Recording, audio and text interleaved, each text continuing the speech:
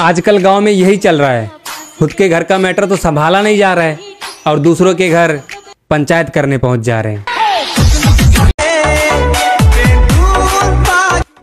একটা কথা বলছি শোনো, ভালো না লাগলে ব্লক করে চলে যাও। তুমি আমি স্বামী স্ত্রী না যে মানিয়ে গুছিয়ে চলবো।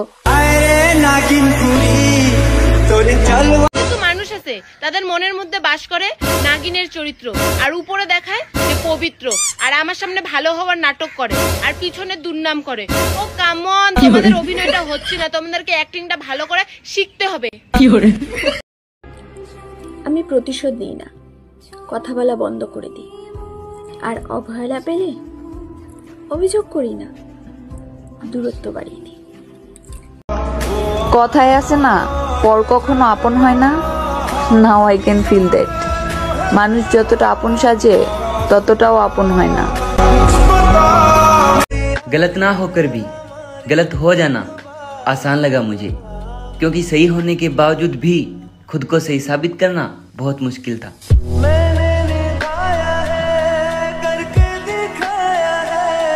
लोगों से क्या शिकायतें करनी यार, जब अपना ही समय खराब चल रहा हो। ये तो दस्तूर है ना दुनिया का कि सुख के सब साथी, दुख में ना कोई। तो यहाँ दुख की रातें अकेले ही काटनी होती। मुझे उस वक्त पर धोखे मिले जब मैं सबका सगा था। अब किसी को बुरा लगता है तो लगने दो, मुझे भी लगा था।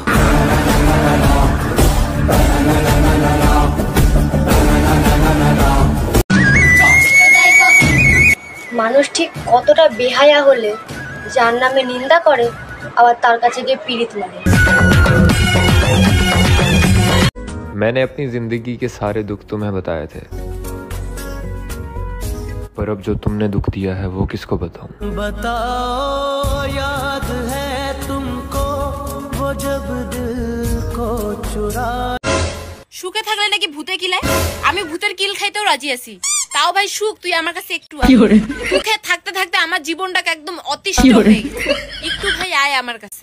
আমি জানি না ভাই কারা বাড়িতে সাইজে গুজে টিপটপ হয়ে থাকে।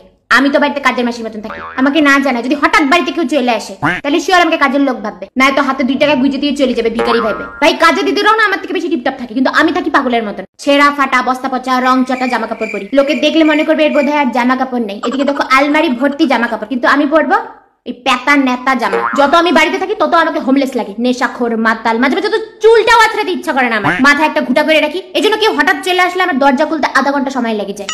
হুলিয়া চেঞ্জ করতে হবে তো। এরকম হয়েছে অনেক সময় যে ঘুমের থেকে উঠেই ওই জামা কাপড় পরে আমি দোকানে চলে যাই। খুব দরকার ছাড়া টিপটপ ওয়েল ড্রেসড আমাকে সচরাচর দেখা যায় না। বাড়িতে আমি ওই উড়তা পাঞ্জাবের আলিয়া ভাটের মতন থাকি, নেতানো পেতানো 10 বছরের পুরানো তেনা টাইপের গেঞ্জি পরে থাকি। মা তো ভুলে মাঝে মাঝে ঘর মোছার জন্য নিয়ে যায়। আমি বলি না না না এটা আমি পরবো। আমার ভালো জামা কাপড় থাকলেও আমার পরতে ইচ্ছা করে না গো। পরবো আমি এই গেঞ্জিগুলা, এগুলা দিয়ে আমি কমফোর্টেবল। মাঝে মাঝে জামাও আমাকে বলে যে এইবারটা আমাকে রিজেক্ট কর। বাড়িতে রীতিমতো আমি ধাওয়া খাইছি, তোর কি আর কোনো জামা কাপড় নাই? আমার তো মনে হয় যে ফাংশনে আমি বাড়ির জামা কাপড় পরি।